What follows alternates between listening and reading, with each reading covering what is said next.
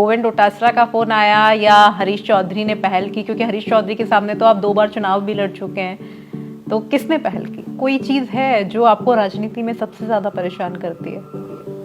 नहीं, परेशानी तो अब परेशानी समझें तो राजनीति को करना भी सबसे बहुत बड़ी परेशानी है। आपको लगता है राजनीति में आपके दोस्त ज्यादा है या विरोधी ज्यादा है? अब देखो, राजनीति के अंदर समय और परिस्थितियां बताती है। समय आने पर दोस्त बन जाते हैं, समय आने पर दुश्मन भी बन जाते हैं। वो तो समय और परिस्थितियां बताती है। सब कुछ चलता है, सब जायज है राजनीति के अंदर। तो हनुमान बेनीवाल के साथ आप आएंगे कभी? अब बाड़मेर ही पसंद है, दिल्ली भी पसंद है। बाड़मेर ज्यादा पसंद है तभी दिल्ली पसंद आएगी। बाड़मेर पसंद नहीं आएगा, दिल्ली कैसे? सपोर्टर कौन है फैमिली में?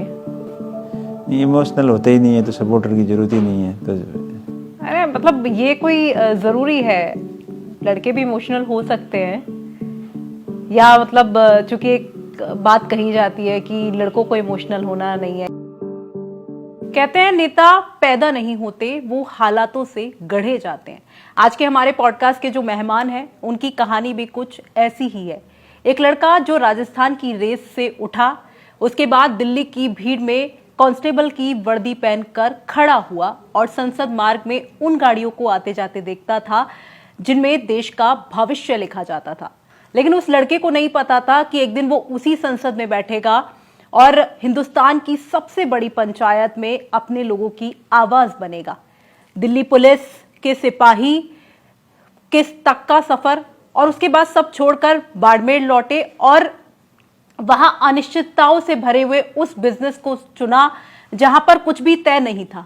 उसके बाद राजनीति में आए, हनुमान बेनीवाल के सिपाही बने और इस बीच 2 बार विधानसभा का चुनाव भी लड़े और हार का स्वाद चखा।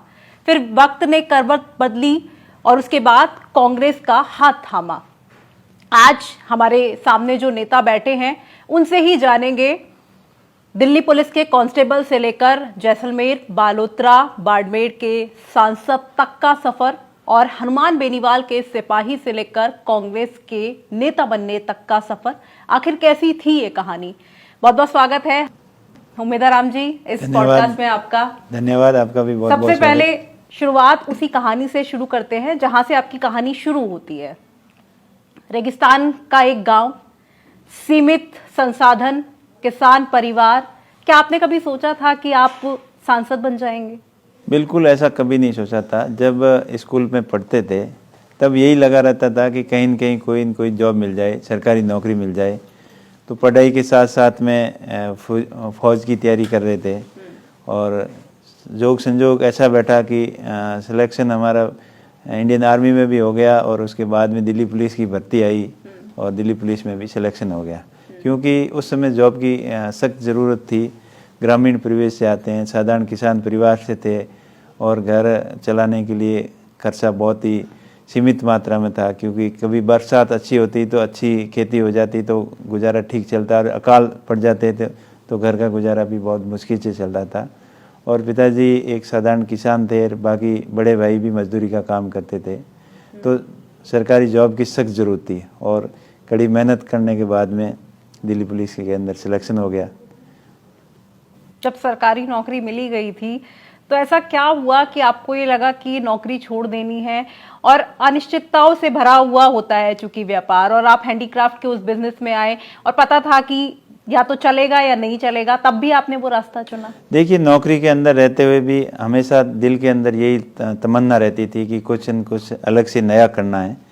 और जब जॉब के अंदर थे तब भी यूपीएससी की तैयारी भी की, लेकिन वहाँ लगा कि अभी यहाँ तो मामला पार पड़ेगा नहीं। और फिर दूसरा रास्ता चुना बिजनेस का और बिजनेस वाला रास्ता ठीक लगा और भगवान ने सुनी और बिजनेस के अंदर अच्छी सफलता भी मिली। क्योंकि 10 साल दिल्ली पुलिस की नौकरी की, 95 भर्ती हुआ और 2005 तक 10 साल यहाँ रहते रहते यही दिमाग लगाते रहे कि कुछ ज़िंदगी के अंदर नया करना है।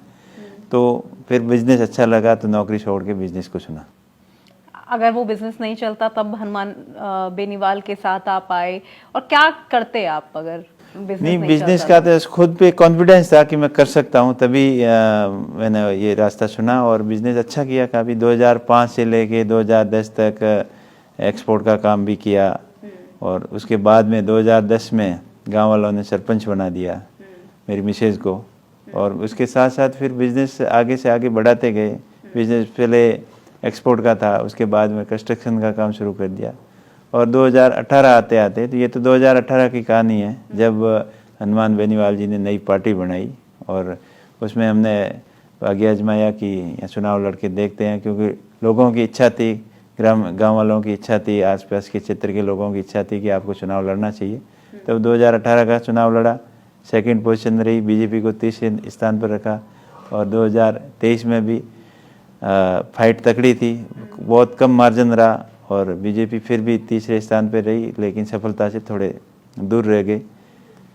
और फिर 2024 का चुनाव आया तो पूरे बाड़मेर जैसलमेर लोगों की यही इच्छा थी कि आप नेशनल पार्टी से चुनाव लड़ो, और तो हम आपको जिताएंगे बिल्कुल, और वो लोगों ने करके दिखाया। अच्छा, जब आप दिल्ली पुलिस में कांस्टेबल थे और गाड़ियों को आते जाते हुए देखते थे, आपके मन में आया था कि कभी आप भी संसद में बैठेंगे? नहीं, ऐसा कभी नहीं आया था, लेकिन ये जरूर था कि बड़ी गाड़ी देखते थे तो शुरू से ये इच्छा थी कि बड़ा ऑफिसर बनना है, तो उसके लिए तैयारी शुरू की। पर मैंने पहले ही बताया कि उसके अंदर ज़्यादा सफलता हासिल लगने जैसा कुछ लगा नहीं, क्योंकि बेसिक एजुकेशन ग्रामीण परिवेश से थे और बेसिक एजुकेशन इतनी मजबूत नहीं थी, इस वजह से फिर उसके अंदर सफलता नहीं मिली। पर खुद के ऊपर इतना कॉन्फिडेंस था कि हमें कुछ न कुछ नया करना है और कर सकते हैं, तभी बिजनेस का रास्ता अपनाया। और बिजनेस में भी शुरुआत में लेबर के काम से शुरुआत की, उसके बाद में ट्रेडिंग का काम शुरू किया, ट्रेडिंग के काम के बाद में एक्सपोर्ट का काम शुरू किया। एक्सपोर्ट में फिर हमने जर्मनी के अंदर कोलोन सिटी है, वहाँ पे फेयर भी लगाया, चाइना में भी फेयर लगाया, दुबई भी गए, हर अलग अलग कंट्री में, देश की अलग अलग कंट्री के अंदर अपने व्यापार को फैलाने के लिए खूब प्रयास किए, और काफ़ी अच्छा बिजनेस चल रहा था। तो उसके बाद में फिर राजनीति के अंदर गांव की ग्राम पंचायत की राजनीति की शुरुआत भी की। पहली बार मन में कब आया कि राजनीति करनी चाहिए? पहली बार जब 2018 के चुनाव से जस्ट पहले कि लोगों ने कहा कि आपको भी चुनाव लड़ना चाहिए, हनुमान जी ने नई पार्टी बनाई है और थर्ड फ्रंट का बहुत बड़ा स्कोप राजस्थान के अंदर हो सकता है, तो चुनाव लड़ना चाहिए, तभी 2018 में चुनाव लड़ा था। मैं राजनीति पर भी आऊंगी, लेकिन चूंकि जब हम राजनीति करते हैं तो कहीं ना कहीं परिवार को साइडलाइन करना पड़ता है या उसको बहुत कम वक्त दे पाते हैं, तो सबसे पहले तो फैमिली में कौन कौन है, बच्चे क्या करते हैं? ये बच्चे पढ़ते हैं, अभी स्कूल में ही है, लेकिन फैमिली का हमेशा अच्छा सपोर्ट रहा। मेरे बड़े भाई साहब का भी बहुत बड़ा आशीर्वाद था, और पूरी फैमिली का हमेशा मेरे जो भी मैंने काम किया तो उनमें उन्होंने पूरा सहयोग किया, और किसी चीज़ की फीलिंग कमी आने नहीं दी। और बच्चे भी हमेशा अभी स्कूल के अंदर पढ़ रहे हैं, तो उनकी तरफ से कभी कोई शिकायत नहीं होती है कि घर कम रखते हो या करते हो, तो पूरा सपोर्ट मिलता है फैमिली का। अच्छा, आपके फैमिली में अगर ये कहा जाए कि आपका सबसे बड़ा आलोचक कौन है, जो अगर आपने कुछ गलत किया है तो आपको बता दिया कि ये आपने गलत किया है? नहीं, आलोचक की तो कोई बात ही नहीं, कोई आलोचना नहीं करता, लेकिन घर में बात, घर की बात घर में बैठ के कर लेते हैं, कोई छोटी मोटी बात होती है, पर आलोचना वाली ऐसी कोई बात नहीं होती। नहीं, लेकिन कभी कोई गाइडलाइन तो देता ही होगा। और राजनीति में आपके गुरु कौन है? देखिए, गुरु समय और परिस्थितियां बताती है, और जब आदमी ठोकर खाता है तो हर चीज सीखता है, तो हर लेवल पर हर समय गुरु बदलते रहते हैं। हर आदमी से जो ज्ञान देता है, जिससे सीखने को कुछ न कुछ मिलता है, वही गुरु मानते हैं उसको। लेकिन पहला गुरु तो हमेशा याद रहता है, वो कौन है? देखिए, पहले 2010 के अंदर जब ग्राम पंचायत का सरपंच गांव वालों ने बनाया, तो गांव के बुजुर्ग लोग हैं, उन्होंने मुझे बोला कि आपको गांव के अंदर राजनीति के अंदर आना चाहिए।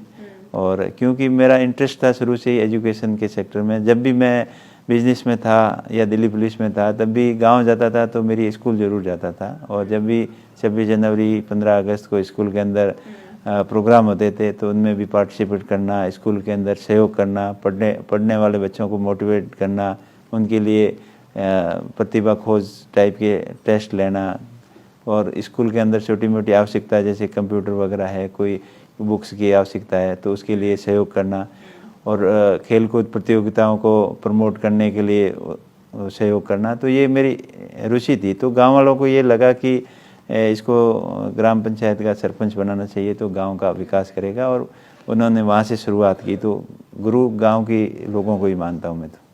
अच्छा, जब आपने हनुमान बेनीवाल जी की पार्टी आरएलपी के साथ आप जुड़े तो उस पल को आप कैसे याद करते हैं? उनके साथ जुड़ा हुआ कोई किस्सा अगर आपको याद हो तो। देखिए उस समय कई लोग ट्राई कर रहे थे, एंड वक्त पे उन्होंने मना कर दिया कि हम तो पार्टी से चुनाव लड़ेंगे नहीं, या उन्होंने हिम्मत नहीं की।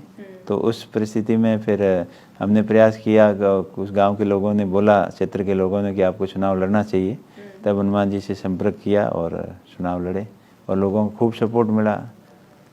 बिल्कुल, एक फोटो काफी वायरल हो रही थी बीते दिनों में जिसमें आप एक गाड़ी में हनुमान बेनीवाल जी के साथ नजर आ रहे थे और लोग कह रहे थे कि हनुमान बेनीवाल के कभी सिपाही हुआ करते थे और आज जो राहें हैं वो अलग हो गई हैं। नहीं, ऐसा अलग कुछ नहीं है। उनके साथ में रह के भी राजनीति कैसे की जाती है सीखने को बहुत कुछ मिला। और साथ में जब भी उनके साथ जब जितने समय पे थे, ईमानदारी से खूब मेहनत की पार्टी के लिए। लेकिन कहीं न कहीं राजस्थान की जनता को थर्ड फ्रंट मजबूत करने की दिशा के अंदर राजस्थान की जनता ने एक्सेप्ट नहीं किया। तो फिर ऐसी परिस्थितियां बन गई थी। 2 चुनाव हमने लड़े थे, मजबूती से लड़े, और पहले चुनाव में पार्टी को 3 सीटें भी मिली और दूसरे चुनाव के अंदर 2023 के अंदर पार्टी को सिर्फ 1 ही सीट मिल पाई। और फिर कहीं न कहीं लोगों को ऐसा लगा कि अब नेशनल पार्टी से आपको चुनाव लड़ना चाहिए। तो लोगों की जैसी भावना होती है, जो राजनेता लोगों की इच्छा अनुसार चलता है, उनकी भावना को भांप लेता है, वही सफल हो पाता है। और वो तो हर राजनेता करता है, और वो हमने किया। चूंकि आपने थर्ड फ्रंट की बात की सर, और अभी एक हवा चल रही है और राजस्थान में 2028 में विधानसभा चुनाव है और कुछ लोग ये कह रहे हैं कि हम थर्ड फ्रंट बनाएंगे और उसे अच्छे से मजबूत करेंगे, उसके साथ चुनाव लड़ेंगे। आपको क्या लगता है, चूंकि आप भी उस राजनीति का हिस्सा रहे हैं, तो ऐसे में लगता है आपको कि उन लोगों की जो कोशिश है वो कामयाब हो पाएगी? देखिए वो तो समय और परिस्थितियां बताएगी कि राजस्थान की जनता क्या एक्सेप्ट करती है। लेकिन थर्ड फ्रंट की कोशिशें काफ़ी लंबे समय से हो रही है। पहले देवी सिंह जी भाटी ने भी अपनी पार्टी बनाई थी और उससे पहले भी कई लोगों ने प्रयास किए थे, लेकिन प्रयास ज़्यादा सफल नहीं हुए। किसी को 2 सीटें मिली, किसी को 4 मिली, 3, 4, 5 सीट से ज़्यादा सीटें नहीं मिल पाई। और जो लोगों उनकी इच्छा थी कि हम थर्ड फ्रंट बना के राजस्थान की सत्ता के अंदर कब्जा कर लेंगे या चीफ मिनिस्टर बन जाएंगे, सत्ता के अंदर क्षेत्रीय पार्टी को मजबूत कर देंगे, लेकिन वो प्रयास खूब किए लोगों ने, लेकिन उन प्रयासों के अंदर सफलता नहीं मिली। और आगे क्या होगा क्या नहीं होगा वो तो आने वाला वक्त ही बताएगा। राजस्थान की जनता के मन में जो होगी वही होगा। लेकिन आपको क्या वजह लगती है, क्योंकि राजस्थान की जो जनता है वो कांग्रेस और बीजेपी से इतर आगे क्यों नहीं बढ़ पाती है? क्योंकि हमने और भी प्रदेशों में देखा है जहां पर थर्ड फ्रंट मजबूत है या दूसरे विकल्पों की भी बात होती है, चाहे हम बिहार की बात कर ले या उत्तर प्रदेश की बात कर ले या हरियाणा की भी बात कर ले, लेकिन ऐसा राजस्थान में या मध्य प्रदेश में ऐसा क्यों नहीं हो पाता? देखिए विशेषकर राजस्थान की तो मैं बात करूं तो पश्चिमी राजस्थान की बात करें या पूरे राजस्थान की बात करें, राजस्थान हमेशा एक आर्थिक रूप से पिछड़ा राज्य की श्रेणी में आता रहा है। और वहाँ लोगों ने जो ज़िंदगी जीने के लिए खूब संघर्ष किए। विशेषकर थार के क्षेत्र की बात करें तो वो ऐसा जो वो समय था जो सामंती टाइम से लेकर पिछले 10-15 साल की बात करें तब तक लोगों ने अपने जीने के लिए संघर्ष किया है। अपने आप को कैसे स्थापित करें उसके लिए संघर्ष किया है। चाहे कड़ाके की धूप हो या ठंड हो, उसके अंदर और पीने के पानी के लिए संघर्ष हो या खाने के अन्न के लिए संघर्ष हो, तो वो संघर्ष भरी जिंदगी रही है लोगों की और उन्होंने वो संघर्ष देखे हैं। और जब आज़ादी के बाद में जो परिवर्तन आए, जो कांग्रेस पार्टी ने उनके लिए किया, और उसके बाद में फिर विपक्ष में बीजेपी आई, तो उनको दोनों पार्टियों से दूर जाने की कभी उन्होंने सोची नहीं, क्योंकि उन परिस्थितियां देखी है। और जब एक पार्टी के राज के अंदर लोगों को तकलीफ होती है तो फिर वो देखते हैं कि वो दूसरे इसको बदल के देखें। तो ये हमेशा परिवर्तन राजस्थान की जनता ने प्रयोग करके देखा है और आगे भी अभी तक ऐसा ही लग रहा है कि कांग्रेस और बीजेपी पार्टी दोनों का स्कोप है। थर्ड फ्रंट का स्कोप इतना बड़ा नहीं लग रहा है, क्योंकि खूब प्रयास करके देख लिए, इम्प्लीमेंट कर मतलब एक्सपेरिमेंट करके देख लिए, लेकिन सफलता नहीं मिली। तो इससे पूरे लोगों को यही लग रहा है कि थर्ड फ्रंट यहाँ जमेगा नहीं, यहाँ बड़ी जो पार्टियां हैं वही काम या सफल होगी, कामयाब होगी। क्या राजस्थान के लोगों ने ही इसे अपना भाग्य मान लिया है या पार्टियों ने भी ये सोच लिया है कि एक बार इस बार हमारी सरकार आनी है या इस बार हमारी सरकार आनी है, और इस बार जैसे कांग्रेस सोच रही है कि 2028 में तो हमारी सरकार आ ही जाएगी, और ऐसा बीजेपी के लोग भी कह रहे हैं। देखिए ये आएगी या नहीं आएगी ये तो आने वाला समय बताएगा, लेकिन अगर सही ढंग से जनता की अगर सुनेंगे नेता तभी विश्वास करेंगे, क्योंकि अब जिस हिसाब से बीजेपी की डबल इंजन की सरकार का दावा कर रहे हैं तो धरातल के अंदर कोई काम नहीं हो रहा है, और ये हमेशा यही देखते हैं कि लास्ट मोमेंट पे काम करेंगे तो जनता याद रखेगी, लेकिन जनता बड़ी समझदार है। पिछली सरकार कांग्रेस की पार्टी भी रिपीट हो जाती, लेकिन उन्होंने लास्ट में 2 साल के ऊपर जितना फोकस किया उतना अगर शुरू से करते तो शायद ये स्थिति नहीं होती, लोग वापस रिपीट कर देते। लेकिन जनता भी समझती है कि एक जब चुनाव नज़दीक आए और उस समय जनता को बहुत ही लोक लुभावने वादे कर दें या बड़ी बड़ी घोषणाएं कर दें तो उसके झांसे में राजस्थान की जनता तो नहीं आती कम से कम। अच्छा, एक लाइन में अगर ये कहना हो कि उम्मेदवार बेनीवाल जी की राजनीतिक विचारधारा क्या है तो क्या कहना चाहेंगे? देखिए राजनीतिक विचारधारा तो यही है, अभी कांग्रेस पार्टी से जुड़े हुए हैं, जो कांग्रेस पार्टी की विचारधारा है वही मेरी विचारधारा है। और हनुमान बेनीवाल जी की विचारधारा क्या थी जब उनके साथ पार्टी में जुड़े थे? उनके साथ में थे तो उनके साथ में जो उनकी पार्टी की गाइडलाइन थी, पार्टी की गाइडलाइन के अनुसार पार्टी के सच्चे सिपाही बन के काम किया, और अभी इस पार्टी के साथ में है तो इसके पार्टी के सच्चे सिपाही बनकर और जो जनता के हित की बात होंगे वही बात करेंगे। कोई एक ऐसी घटना याद आती है जब आप आरएलपी में थे और उसको आप याद करते हो और जो काफ़ी आपको लगता हो कि ये तो बहुत टर्निंग पॉइंट साबित हुआ मेरी लाइफ का? नहीं, ऐसा कुछ नहीं है, कोई विशेष कोई बड़ी घटना नहीं थी, ये सब लोगों का निर्णय था, मेरा निर्णय नहीं था, जनता का निर्णय था। और मैंने पहले ही बताया कि जनता के मन की जो इच्छा क्या है वो लोग भाप लेता है नेता, वही सफल हो पाता है। तो बाड़मेर जैसलमेर की जनता की इच्छा ये थी कि नेशनल पार्टी से चुनाव लड़े, कांग्रेस पार्टी से चुनाव लड़े, तो उनके लोगों की इच्छा अनुसार चुनाव लड़ा और लोगों का खूब आशीर्वाद मिला, और लोगों की यही उम्मीद है कि हमारे क्षेत्र के मुद्दों की पैरवी करेंगे और क्षेत्र के में ज़्यादा से ज़्यादा डेवलपमेंट कराएंगे। उसके लिए मैं प्रयासरत हूँ, और मेरा प्रयास ये हमेशा अपने स्थानीय क्षेत्र के मुद्दे हैं उनके पार्लियामेंट में उठाता रहता हूँ, जो लोगों की वहाँ समस्या है। क्योंकि आप जो बात कह रहे हैं, हनुमान बेनीवाल के मन में हमेशा एक टीस रहती है कि मैं जिसको तैयार करता हूँ या मैं जिसको नेता बनाता हूँ वो मुझे छोड़ करके चला जाता है, और इस बार अब वो मंथन कर रहे हैं कि ऐसा कुछ ना हो। देखिए ऐसा कुछ नहीं है, राजनीति के अंदर कोई फिक्स नहीं होता है, समय और परिस्थितियाँ, जो जिस समय और परिस्थितियाँ को लोग भाप लेता है वैसे ही हर नेता करता है, कोई मैंने अकेले ने किया नहीं। और खुद ने हनुमान जी ने पहले बीजेपी के साथ में थे, बीजेपी पार्टी में थे, उसके बाद में अपनी अलग पार्टी बनाई, फिर बीजेपी के गठबंधन से चुनाव लड़ा, अभी लास्ट वाला चुनाव कांग्रेस पार्टी के साथ में गठबंधन था, और जैसे समीकरण और परिस्थितियाँ थी वैसे काम किया। क्या पार्टी के अनुरूप हनुमान बेनीवाल जनता के मन को नहीं समझ पा रहे हैं? क्योंकि विधानसभा चुनाव में वो ये चाहते हैं कि क्योंकि पहले 3 सीट आई, उसके बाद 1 सीट आई, और उस 1 सीट में भी फिलहाल अभी कुछ नहीं है, तो अब वो क्या चाह रहे हैं, क्या कर रहे हैं, क्या नहीं कर रहे हैं, उसके बारे में मैं नहीं बता सकता, लेकिन वो खुद के लिए अच्छा ही कर रहे हैं, पार्टी की थर्ड फ्रंट को स्थापित करने के लिए मेहनत कर रहे हैं, लेकिन मेहनत सफल तभी होती है जब जनता एक्सेप्ट करती है।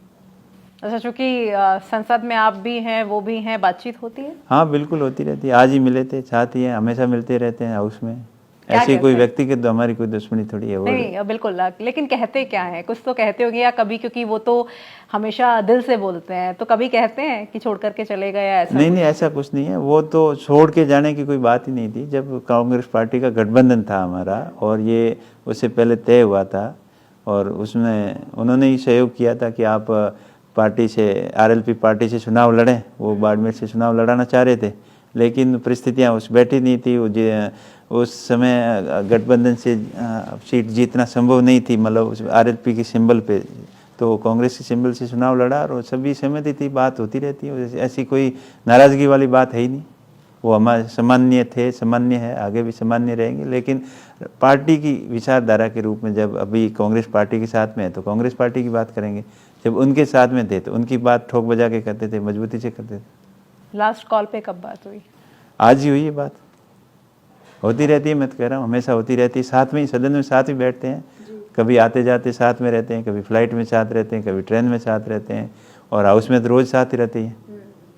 अच्छा, चूंकि आपने भी कहा कि चाहे व्यक्तिगत रिश्ते अपनी जगह हैं और राजनीतिक जो मतभेद हैं वो अपनी जगह है, रविंद्र भाटी पर भी आपने काफी आरोप लगाए, उन्होंने भी आपको लेकर काफी कुछ बोला, लेकिन बीते दिनों कई बार ऐसा हुआ जब आपकी उनकी मुलाकात हुई और एक बार तो दिशा की बैठक में आप दोनों के मुख से एक ही वचन निकले।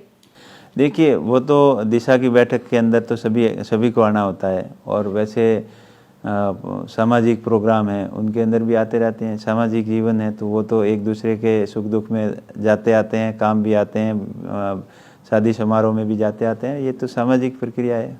राजनीतिक विचार तो अलग है, तो अलग ही है, पर सामाजिक रूप से कोई अलग ऐसा कोई मनभेद नहीं है, मतभेद हो सकता है। तो रविंद्र भाटी जी से भी क्या फोन पे बात होती है? नहीं, हमारे सबसे अच्छे संबंध है, किसी से कोई खराब संबंध नहीं है, सबसे ताल्लुकात अच्छे हैं।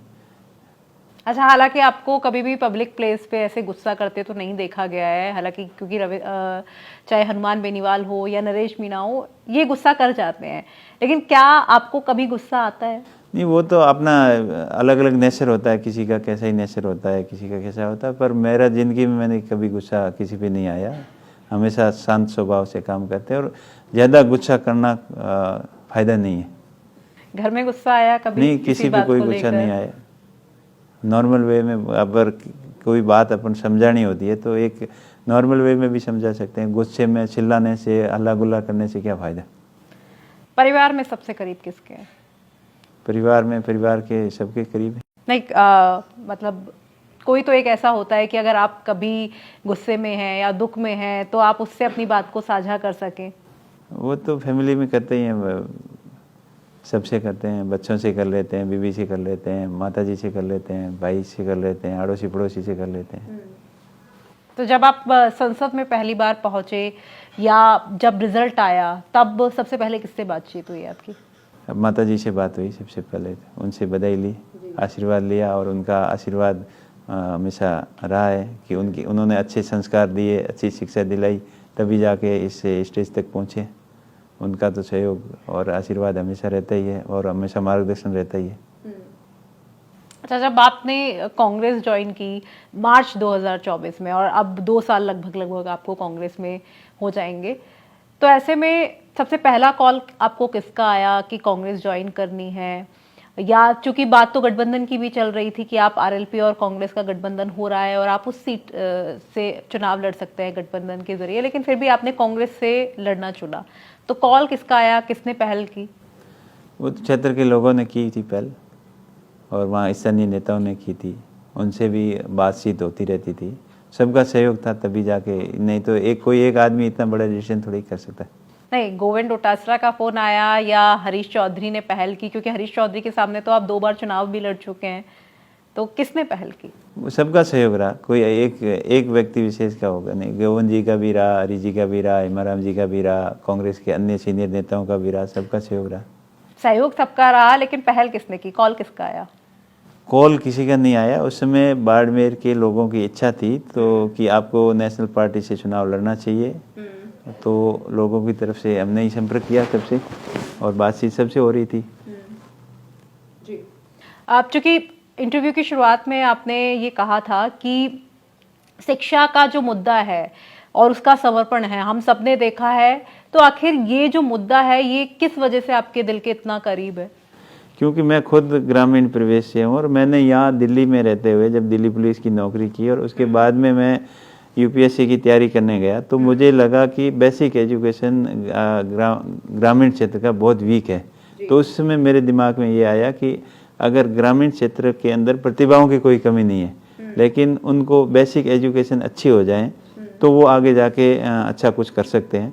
और यही परिणाम है कि धीरे धीरे, जैसे बाड़मेर जैसलमेर क्षेत्र से पहले जब ऐसा लगता था कि वहाँ पोस्टिंग लेने के लिए कोई तैयार नहीं होगा, लेकिन पिछले 15-20 साल में जो एजुकेशन के प्रति लोगों की जागरूकता हुई, उसी का परिणाम है कि आज बाड़मेर जैसलमेर के लोग, बच्चे वहाँ से आईएएस बन रहे हैं, आईपीएस बन रहे हैं, आरपीएससी की भर्ती के अंदर सेलेक्ट हो रहे हैं, जुडिशियल सर्विस के अंदर जा रहे हैं, आईआईटी, एम्स और नीट, जी सब क्षेत्र के अंदर बच्चे जो भी बड़ी भर्ती का रिजल्ट आता है तो बाड़मेर का नाम जरूर आता है। तो ये शिक्षा के प्रति लोगों की जागरूकता थी, तभी संभव हुआ। तभी मैंने महसूस किया कि हमेशा जहाँ भी मैं जाता हूँ एजुकेशन की बात करता हूँ, और एजुकेशन के माध्यम से ही सब कुछ डेवलपमेंट हो, या अपना खुद का हो या क्षेत्र का डेवलपमेंट हो, बिना एजुकेशन कुछ संभव नहीं है।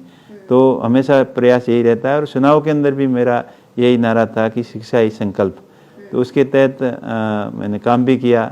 उससे पहले भी एजुकेशन के प्रति काम किया। जब बाईतू से चुनाव लड़ा तो स्कूलों के अंदर डिजिटल स्मार्ट बोर्ड लगवाए, और उसके बाद भी ये कंटिन्यू जारी है। और जहाँ भी कहता हूँ, और मैं भी कोशिश करता हूँ सरकारी फंड से जी लगे, अपने पैसे से लगे, और भमाशाओं से भी अपील करता हूँ हमेशा कि आप भी जितना सहयोग अपने धार्मिक प्रोग्राम के अंदर करते हो, सामाजिक प्रोग्राम में करते हो, उससे ज़्यादा आप सहयोग एजुकेशन के अंदर करो, और अपने अपने गांव की स्कूल के अंदर करो। अपने गांव की स्कूल की बेसिक एजुकेशन अगर अच्छी होगी तभी जाके अपना क्षेत्र आगे बढ़ पाएगा। क्या काम ऐसे हैं जो 2 साल में सांसद रहते हुए उम्मीदराम बेनीवाल ने किया? देखिए, मैंने तो जो MPLED का फंड होता है उसका 80% अबव एजुकेशन के अंदर खर्च किया, और उसके साथ साथ भमाशाओं को प्रेरित किया कि आप स्कूलों के अंदर सहयोग करो, तो अच्छा सहयोग कर रहे हैं। उसके साथ साथ क्षेत्र की समस्या के बारे में समय समय पर अवगत कराया, पार्लियामेंट में भी मुद्दे उठाए। उसमें से मुख्य मुद्दा था कि पश्चिमी राजस्थान के अंदर रेलवे का नेटवर्क बहुत कम हुआ है। तो उसी के तहत एक लंबे समय से मांग थी हमारी जैसलमेर, बाड़मेर और गुजरात को जोड़ने के लिए रेल लाइन की, जो पिछले 35-40 साल से कंटिन्यू मांग चल रही है। तो उसके लिए मजबूती से पैरवी की, उसके सर्वे के लिए बजट भी स्वीकृत कराया, और उसका प्रोजेक्ट रिपोर्ट भी बन रही है। और आशा करते हैं कि आने वाले समय में ये बड़ा प्रोजेक्ट, जो सामरिक दृष्टि से भी महत्वपूर्ण है, औद्योगिक दृष्टि से महत्वपूर्ण है, और राजस्थान के लोगों की लाइफलाइन साबित हो सकता है। ये प्रोजेक्ट अगर आता है तो सीधी कनेक्टिविटी दक्षिण से डायरेक्ट हो जाएगी, और आवागमन के साधन में लोगों को सुविधा होगी, और साथ ही साथ इंडस्ट्रियल डेवलपमेंट भी होगा। और उसके साथ साथ रेलवे के साथ साथ एयरपोर्ट की भी, सिविल एयरपोर्ट उत्तरलाई के अंदर सरकार ने घोषणा की उड़ान योजना के अंदर शामिल करेंगे, तो वो शामिल नहीं हुआ। जैसलमेर का एयरपोर्ट हो गया है चालू, लेकिन वो भी सीजन के अंदर, टूरिस्ट सीजन के अंदर कंटिन्यू चालू रहता है, लेकिन ऑफ सीजन के अंदर बंद हो जाता है। तो उसके लिए भी हमने मांग की है कि ये कम से कम 1-2 फ्लाइट कंटिन्यू रहे। रेलों का जो लंबी दूरी की रेलें हैं वो नियमित रूप से उनकी संख्या बढ़ाई जाए, ताकि जैसलमेर के पर्यटक को बढ़ावा मिले। और इसी कड़ी के तहत प्रयास हमने किए, तो अभी माननीय रेल मंत्री जी ने एक नई रेल भी दी है जैसलमेर से दिल्ली के लिए डायरेक्ट, जिससे टूरिस्ट को फ़ायदा होगा, स्थानीय लोगों को फ़ायदा होगा। आर्मी एयरफोर्स के लोग जो बॉर्डर के ऊपर तैनात हैं उनको भी आने जाने में सुविधा मिलेगी। इसी कड़ी के अंदर जैसलमेर की अन्य ट्रेन लंबी दूरी की भी लगे, बाड़मेर के दिल्ली की डायरेक्ट कनेक्टिविटी हो। तो ये सब प्रयास हमारे जारी है। इसके साथ साथ JJM के जो काम चल रहे हैं वो धरातल के ऊपर लोगों को फ़ायदा मिले, क्योंकि उस स्कीम के तहत पैसा पानी की तरफ बहाया, लेकिन पानी के लिए लोग तरस रहे हैं। पाइप बिछा दिए, लेकिन पाइपों के अंदर नल के अंदर पानी नहीं आ रहा है, तो वो पानी लोगों के घर तक पहुँचे, इसके लिए भी हमारा प्रयास जारी है। साथ साथ स्थानीय लोगों को वहाँ रोज़गार मिले। वहाँ बड़ी रिफाइनरी भी लग रही है, जो 2014 के अंदर उसकी नींव रखी गई थी। 2013 के अंदर सोनिया जी वहाँ आए थे, और उसके बाद में फिर केंद्र के अंदर सरकार बदल गई, बीजेपी की सरकार आ गई, तो उनने उनको रोक दिया। फिर 2018 के अंदर दोबारा उसी की आधारशिला रखी, और उसके बाद में जो काम चल रहा है अभी धीमी गति से चल रहा है। बीच में कोविड आ गया, और जो 2023 को काम पूरा होना था वो अभी तक नहीं हुआ है। तो उसके लिए भी हम कंटिन्यू मॉनिटरिंग कर रहे हैं, मंत्री जी से भी मिलते रहते हैं कि रिफाइनरी का काम जल्दी पूर्ण हो, स्थानीय लोगों को ज़्यादा से ज़्यादा रोज़गार मिले। साथ ही साथ ऑयल रिकवरी का जो काम चल रहा है KN वेदांता द्वारा, तो मंत्री जी से बात हुई कि वहाँ अगर संभावना है तो नए फील्ड का अलॉटमेंट करें। जो कंपनियां फील्ड के अंदर काम नहीं कर रही है, इंटरेस्टेड नहीं है, उनको ब्लॉक आवंटित किए हुए हैं, उनको कैंसिल करके जो काम करना चाह रहा है उनको ब्लॉक आवंटित करें, ताकि वहाँ क्रूड ऑयल के भंडार हैं तो उनका दोहन पूरा समय पर किया जा सकते। क्षेत्र के अंदर solar and wind energy hub बनता जा रहा है, तो उसके सेक्टर के अंदर भी लोगों को रोज़गार मिले और साथ ही साथ सोलर कंपनियां पर्यावरण का भी ध्यान रखें, क्योंकि जिस तरीके से अंधाधुंध सोलर प्लांट बड़े बड़े लगा रहे हैं लेकिन पेड़ों की कटाई कर रहे हैं, तो हीट वेव का भी खतरा बन सकता है, पर्यावरण को बड़ा नुकसान हो सकता है। तो मेरी साथ साथ मांग यही रहती है कि जितना आप सोलर लगा रहे हो उसका कम से कम 25% ग्रीन बेल्ट डेवलपमेंट किया जाए उसी के पास में, और बड़े पेड़ हैं उनको नहीं काटा जाए और पेड़ों को शिफ्ट किया जाए, या जितने पेड़ आप काटते हो उसके कम से कम 50 गुना ज़्यादा पेड़ आप ग्रीन बेल्ट डेवलपमेंट करें, ताकि पर्यावरण के ऊपर इसका प्रतिकूल असर नहीं पड़े। कौन से काम ऐसे हैं जो आपने कर दिए और कौन से ऐसे हैं जो करने हैं? देखिए, राजनीति के अंदर कभी सारे काम पूरे नहीं होते, काम सिलसिलेवार चलते रहते हैं और उनके अंदर प्रोग्रेस होती रहती है, लेकिन प्रयास रहता है कि ज़्यादा से ज़्यादा क्षेत्र के काम हो, उन प्रयासों के अंदर कोई कमी नहीं छोड़ेंगे। अच्छा, ऐसी कोई चीज़ है जो आपको राजनीति में सबसे ज़्यादा परेशान करती है? नहीं, परेशानी तो अब परेशानी समझें तो राजनीति को करना भी सबसे बहुत बड़ी परेशानी है, लेकिन उनको एक सेवा समझें तो कोई परेशानी नहीं है। तो ऐसी कोई परेशानी वाली कोई बात नहीं है। और अगर राजनीति में नहीं होते तो क्या बिजनेस ही कर रहे होते? हाँ बिल्कुल, बिजनेस तो अभी भी बिजनेस ही कर रहे हैं, तो बिजनेस कर रहे हैं तभी राजनीति हो रही है। वैसे बिना खर्चे के, बिना पैसे के राजनीति थोड़ी होती है। खर्चे लगते हैं, आने जाने के पैसे भी लगते हैं और हर तरीके के खर्चे होते हैं, परिवार को भी चलाना पड़ता है, लेकिन ईमानदारी से अपना बिजनेस नहीं करेंगे तो राजनीति भी नहीं कर पाएंगे। क्या आपको कभी अफसोस होता है कि दिल्ली पुलिस में कांस्टेबल थे, एक सरकारी नौकरी थी, आपने उसे छोड़ दिया और वो अनुशासन हालांकि आपके जीवन में काम आया है, लेकिन कभी अफसोस हुआ बिजनेस में रहते हुए कि वो नौकरी सही थी? नहीं, अफसोस तो कभी नहीं हुआ, क्योंकि हम खुद की मेहनत के ऊपर भरोसा रखते हैं और एक काम छोड़ के दूसरा काम में जाते हैं तो वो उससे अच्छा ही होता है। और ये भी अपनी कहावत है कि कभी कोई एक रास्ता जिंदगी के अंदर बंद होता है तो 2-3 रास्ते नए खुल जाते हैं।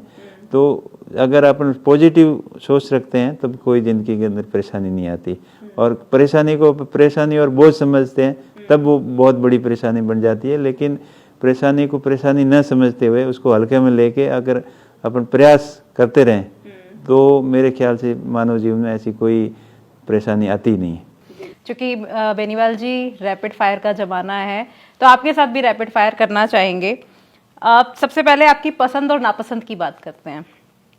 तो उम्मीदवार राम बेनीवाल को चाय पसंद है या कॉफ़ी?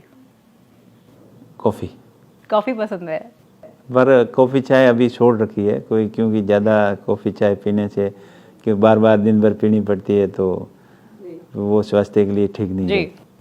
सूट बूट में ज़्यादा कंफर्टेबल है या धोती या अपनी जो पारंपरिक पोशाक है उसमें कंफर्टेबल है? बिल्कुल सिंपल। क्या पसंद है खाना, बाड़मेर का खाना या रेगिस्तान का खाना, मारवाड़ का खाना या दिल्ली का खाना? पसंद तो जो शुरुआती खाना है मारवाड़ का, राजस्थान का, वही बाजरे की रोटी और सब्जी। बाइक राइड पसंद है या कार में सफर करना पसंद है? कार में सफर। गांव की सुबह या दिल्ली की रातें? दोनों बढ़िया रहती है। कैसे बढ़िया रहती हैं? क्योंकि गांव ही है जहाँ हमारा जन्म हुआ है, मातृभूमि है, उससे तो कैसे बोल सकते हैं। लेकिन दिल्ली है, दिल्ली में करियर की शुरुआत दिल्ली हुई और हमने जयपुर जाने का प्रयास किया लेकिन जयपुर का रास्ता नहीं मिला और अचानक दिल्ली का रास्ता मिल गया। तो दिल्ली हमेशा मन में अच्छी लगती है, दिल में भाती है। जी, मारवाड़ के लोगों को राजस्थान से बाहर ही मतलब बहुत कुछ भाता है। मारवाड़ के कई लोग बहुत बाहर हैं, साउथ में भी हैं या राजस्थान के अलावा देश के अलग अलग कोने में। यहाँ बिल्कुल मारवाड़ के लोग हर देश के हर कोने में हैं और वहाँ कहावत है कि जहाँ न पहुँचे बैलगाड़ी वहाँ पहुँचे मारवाड़ी। तो मारवाड़ी जहाँ भी देश के अंदर गए हैं अपनी ईमानदारी से काम किया है, अपनी अच्छी पैठ बनाई है, इज्जत बनाई है और हर जगह काम कर रहे हैं और बाहर भी विदेशों के अंदर भी है। उनको आपके माध्यम से एक संदेश भी देना चाहूँगा कि आप जिस तरीके से मेहनत की है उस मेहनत को बरकरार रखें और अपने ऊपर कोई दाग नहीं लगने दें और ज़्यादा से ज़्यादा अपने ज़रूरतमंद बेरोज़गार भाइयों को रोज़गार देने का भी आप प्रयास करें, अपने धंधे को फैलाएं और जहाँ आप बाहर सक्सेस हो गए हैं तो वापस पुनः अपने मातृभूमि की तरफ आकर यहाँ भी जिस कारोबार के अंदर आप हैं, जिसके बड़े कारोबार हैं वो यहाँ आके बड़े इंडस्ट्रीज लगाएं, जिसके छोटे मोटे रिटेल कारोबार हैं तो उस टाइप के कारोबार यहाँ भी आप बन पाएँ ताकि अपने क्षेत्र का विकास हो। पुलिस की वर्दी पर ज्यादा गर्व था या सांसद बनने का पल? गर्व किसी पे नहीं था, ना किसी पे अफसोस है। हमेशा सदा हम एक जैसे रहते हैं, ना कोई बहुत ज़्यादा गम रखते हैं, ना कोई बहुत ज़्यादा खुशी महसूस करते हैं। एक सिंपल इंसान की तरफ अच्छा, चूंकि हैंडीक्राफ्ट का बिजनेस भी किया है और राजनीति भी किया है, तो ऐसे में क्या ज़्यादा चुनौतीपूर्ण था आपके लिए?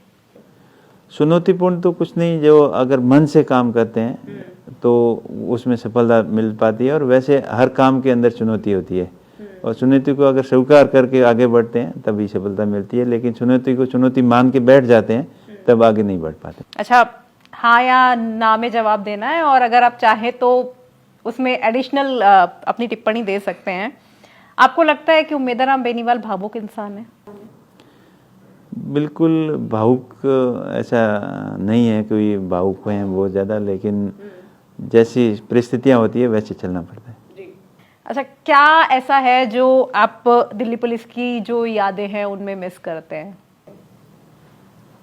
नहीं, यादें ऐसा मिस करने लायक ऐसा कुछ नहीं है कि जब तक दिल्ली पुलिस में थे तो यहाँ भी ईमानदारी से रहे, अच्छा काम किया। और आपको लगता था सांसद बनने से पहले कि आप जीतेंगे, या कठिनाई नजर आई थी उस वक्त? देखिए, कठिनाइयाँ तो होती है, लेकिन कठिनाइयों का सामना करना पड़ता है। हमने हर कठिनाई का मजबूती से सामना किया और दिल से कभी हिम्मत नहीं हारी, और हमेशा यही रखा कि लड़ेंगे तभी जीतेंगे, अगर लड़ेंगे नहीं तो कैसे जीतेंगे। आपको लगता है राजनीति में आपके दोस्त ज़्यादा हैं या विरोधी ज़्यादा है?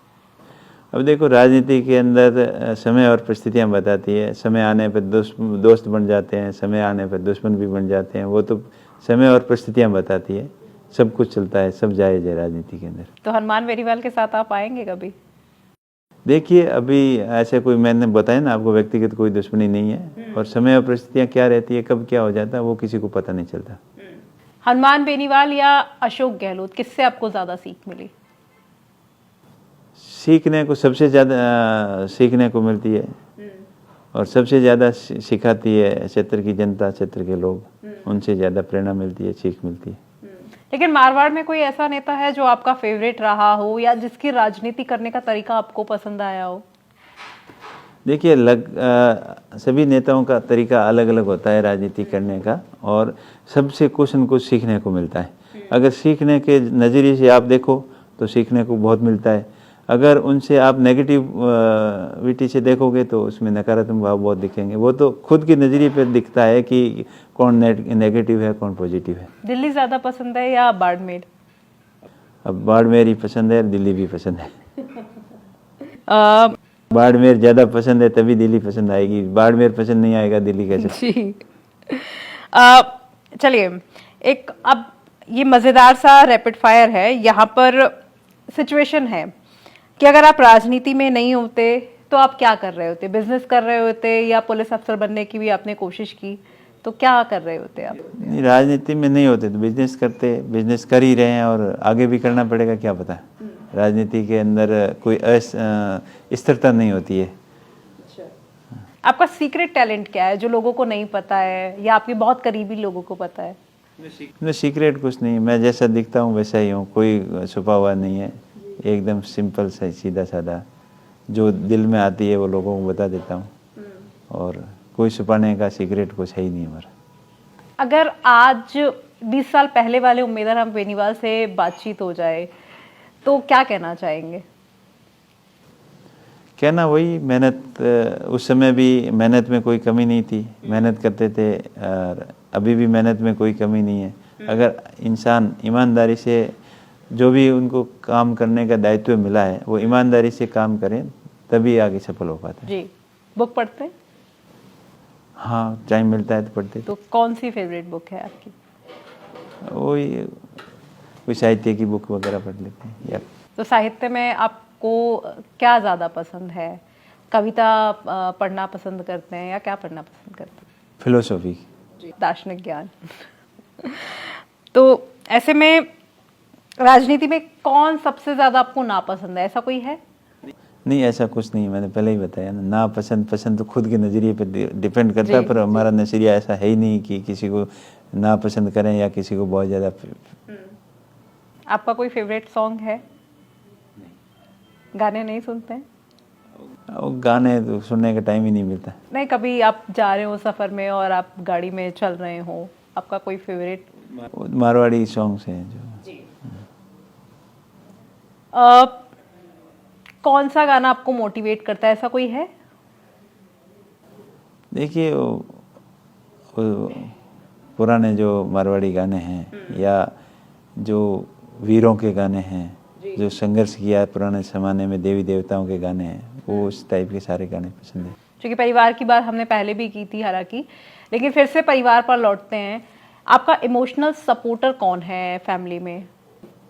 नहीं, इमोशनल होते ही नहीं है तो सपोर्टर की जरूरत ही नहीं है। तो अरे मतलब ये कोई ज़रूरी है? लड़के भी इमोशनल हो सकते हैं, या मतलब चूंकि एक बात कही जाती है कि लड़कों को इमोशनल होना नहीं है या आदमियों को इमोशनल होने। नहीं, मैं तो मेरी लाइफ में कभी इमोशनल हुआ नहीं, और ना मैंने कुछ चुनाव के अंदर जीत भी देखी है, हार भी देखी है।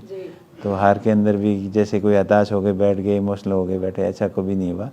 समय और परिस्थितियों के अनुसार अपने आप को ढालना पड़ता है, और वो समय और परिस्थितियों के अनुसार अपने आप को स्टेबल कर लेता है, वही आगे सफल होता है। किसने सबसे पहले कहा कि तुम नेता बन सकते हो? क्षेत्र के लोगों ने कहा।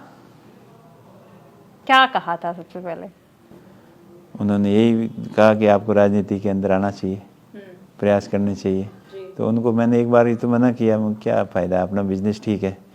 फिर भी कोई अपने यार दोस्त मिलते थे तो वही कहते थे कि अपने को आना चाहिए, और ज़्यादा लोगों ने कहा तब इस फील्ड को सुन लिया। इतना व्यस्त स्केड्यूल होता है एक नेता का, तो अपने परिवार को कैसे समय देते हैं आप? बिल्कुल, जब भी समय मिलता है तो परिवार के साथ भी बातचीत करते हैं, शेड्यूल समय में गाड़ी में बैठते हैं तब बात कर लेते हैं, और जो जितना भी टाइम मिल पाता है देर सवेरे तो परिवार के साथ में भी टाइम बराबर देते हैं। ऐसी परिवार से कोई शिकायत नहीं है, नहीं हम मेरे को है, नहीं मेरे से परिवार को कोई शिकायत है। फेवरेट कलर कौन सा है आपका? फेवरेट कलर सफेद नहीं, सफेद ही है क्या? जो पहन रखा मेरे वैसे ही।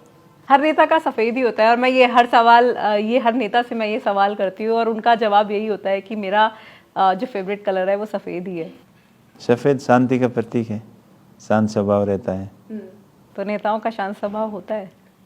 होता है, मैंने कहा हूँ अलग अलग स्वभाव के होते हैं नेता, कई उग्र स्वभाव के होते हैं, कोई शांत स्वभाव के होते हैं, अलग अलग स्वभाव के होते हैं। क्योंकि जब हम नेता जब पार्लियामेंट में होते हैं और सदन के अंदर होते हैं तब एक अलग माहौल होता है, लेकिन जो पार्लियामेंट की कैंटीन है वहाँ का जो माहौल है वो अलग होता है। उसकी कोई सबसे ज़्यादा जो बात आपको याद आती हो? नहीं, ऐसा कोई विशेष नहीं है, वो तो हर जगह मैंने पहले ही बताया ना, राजनीतिक विचारधारा अलग हो सकती है, लेकिन अपने व्यक्तिगत संबंध तो हर आदमी को एक दूसरे से अच्छे रखने चाहिए। विचार अलग हो सकते हैं, राजनीतिक विचार अलग हो सकते हैं, अपना नज़रिया अलग हो सकता है, लेकिन जो टर्म्स हैं, फैमिली टर्म्स हैं या व्यक्तिगत संबंध है, वो सबसे अच्छे होने चाहिए, और बातचीत सबके साथ होनी चाहिए, चाहे वो नकारात्मक हो या सकारात्मक हो। अपने भाव व्यक्त कर सकते हैं, उन भाव से सहमत हो या नहीं हो, लेकिन आपसी बोलचाल है, संबंध है, वो सबसे अच्छे होने चाहिए। आने वाले समय में क्या प्राथमिकताएं हैं बतौर सांसद जैसलमेर बाड़मेर के लोगों के लिए? प्राथमिकता यही है, मैंने एक तो बोला वो रेलवे जो कनेक्टिविटी से सबसे पीछे रहा, और अभी आशा है कि अपने रेल मंत्री जी भी राजस्थान से हैं, तो उनसे पूरे राजस्थान वासियों की उम्मीद है, मेरी अकेले की नहीं, सब लोगों की यही उम्मीद है कि राजस्थान के लिए कोई रेलवे के अंदर अच्छा डेवलपमेंट हो, और रेलवे नेटवर्क बढ़े, और रेलवे का बड़ा कोई कारखाना राजस्थान के अंदर आए, जैसे रेल कोच फैक्ट्री हो गई, रेल व्हील फैक्ट्री हो गई, या मेंटेनेंस का बड़ा वर्कशॉप हो गया, इस टाइप का डेवलपमेंट, इंजन फैक्ट्री हो गई, तो राजस्थान के अंदर आई, ये राजस्थानियों की उम्मीद है और मांग भी है, और मंत्री जी से आशा भी करते हैं। और उसके साथ साथ क्षेत्र के विकास की प्राथमिकता रहेगी, चाहे वो विद्युतीकरण की बात हो, किसानों को समय पर बिजली मिले और डिमांड के अनुसार नए कनेक्शन मिले, विद्युत तंत्र जो बहुत पुराना हो चुका है उसके अंदर सुदृढ़ीकरण हो, सिस्टम के अंदर अपग्रेडेशन हो और सड़क की व्यवस्था अच्छी हो। अभी PMGSY रोडों की जो अपने ग्रामीण क्षेत्र के अंदर बहुत ज़्यादा डिमांड रहती है, तो गवर्नमेंट ने अभी 250 तक की आबादी की ढाणियाँ हैं उनको PMGSY रोड से जोड़ने का निर्णय लिया है। तो हमारी मांग हमने की है पहले भी कि 100 और 150 तक की ढाणियाँ भी उस योजना के अंदर सम्मिलित किया जाए, ताकि हर व्यक्ति तक घर तक पक्की रोड हो, हर घर तक बिजली हो, हर घर पानी पहुँचे। यही प्राथमिकता है क्षेत्र की। जी, राजस्थान के लोगों को अंत में क्या कहना चाहेंगे? राजस्थान के लोगों को यही कहना चाहूँगा कि अपने ऊपर भरोसा रख के आगे बढ़ें, एजुकेशन को प्राथमिकता दें, नशे पते से दूर रहें और सकारात्मक माहौल बना के रखें और राजस्थान के विकास के लिए हमेशा मेहनत करें। और जब आप ये चीज़ दिमाग में ले आओगे कि अपने आप को कैसे स्टेबलाइज करना है, अपना खुद का ध्यान अच्छी तरीके से रख लोगे, नशे पते से दूर रहकर एजुकेशन शिक्षा से नाता जोड़ोगे और रोज़गार के प्रति आप सजग रहोगे और ये प्रयत्न करोगे, अपनी मेहनत के ऊपर भरोसा रख के मेहनत करोगे, तभी राजस्थान आगे बढ़ सकता है। जिस गति से आगे बढ़ना शुरू हुआ है एजुकेशन में हो चाहे इंडस्ट्रीज में हो, वो अभी धीमी गति है। अगर एजुकेशन के अंदर तीव्रता दिखाएंगे और अधिक रुचि रखेंगे तभी राजस्थान आगे बढ़ेगा। जी बिल्कुल। तो ये थे हमारे साथ जैसलमेर बाड़मेर के सांसद उम्मेदाराम बेनीवाल, जिन्होंने कहा कि अपना ध्यान रख लेंगे, शिक्षा के साथ चलेंगे तो खुद ही तरक्की कर लेंगे और वो क्षेत्र वो समाज अपने आप तरक्की कर लेगा। और ये वो व्यक्ति हैं जिन्होंने जीवन की हर मोड़ पर एक नई पहचान से खुद को गढ़ा है। दिल्ली कांस्टेबल से लेकर के और एक सांसद तक बनने की एक कहानी आपको कैसी लगी कमेंट बॉक्स में हमें लिखकर बता सकते हैं। फिलहाल इस वीडियो में इतना ही।